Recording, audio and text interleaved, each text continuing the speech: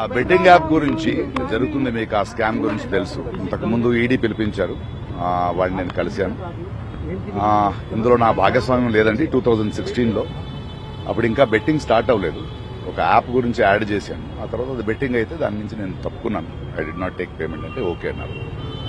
సిఐడికి కూడా ఒక సార్వజనికులు ఒకరు కంప్లైంట్ చేశారు, మన పేర్లన్నీ చెప్పి. సో దాని గురించి పిలిచారు అండ్ వెళ్ళి మాట్లాడాను. 2017లో ఇక్కడ బ్యాన్ అయ్యింది. 2016లో ఇంకా బెట్టింగ్ స్టార్ట్ అవ్వలేదండి. ఆ యాప్ ఒక గేమ్ అనుకుని మేము చేసామండి. ఆ తర్వాత తెలిసింది బెట్టింగ్ యాప్ ఈజ్ రాంగ్, అందువల్ల నేను కంటిన్యూ చేయలేదు. ఆ డీటెయిల్స్ ఇచ్చాను. ఆ తర్వాత ఏదైనా చేశారా, వేరే కంపెనీస్ ఏదైనా చేశారంటే లేదండి అని చెప్పాను. బ్యాంక్ స్టేట్మెంట్స్ అప్పుడే ఇచ్చాము, అందులో ఏమీ లేదని తెలిసింది. బట్ ఒకటి మా మాధ్యమం మూలంగా చెప్తున్నది, ఏదో అది కొందరు పెద్దవాళ్ళు చేశారు, వాళ్ళు చేశారు రూల్స్ అని కాదు. Betting app is wrong.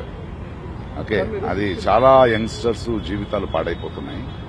2016లో మనకు తెలియదు అది ఇంకా యాప్గా ఉంది, ఇంకా బెట్టింగ్ స్టార్ట్ అవ్వలేదు. బట్ ఎప్పుడైతే బెట్టింగ్ స్టార్ట్ అయ్యేది బ్యాన్ అయ్యిందో, యంగ్స్టర్స్కి నేను ఈ మూలంగా చెప్పేది ఒకటే, అంటే నేను బెట్టింగ్ యాప్ డబ్బులు పెట్టి చేయమని నేను యాడ్ చేయలేదని చెప్పడం చాలా ఈజీ. అలా కాదు.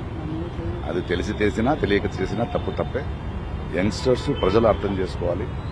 మనం కష్టపడదాం, కష్టపడి సంపాదిస్తాం. ఇలాంటి యాప్ పోయి చాలా ఫ్యామిలీస్, చాలా youngsters they have lost there lifes and I'm sorry for that and hope మనం దీని నుంచి నేర్చుకుంటాం.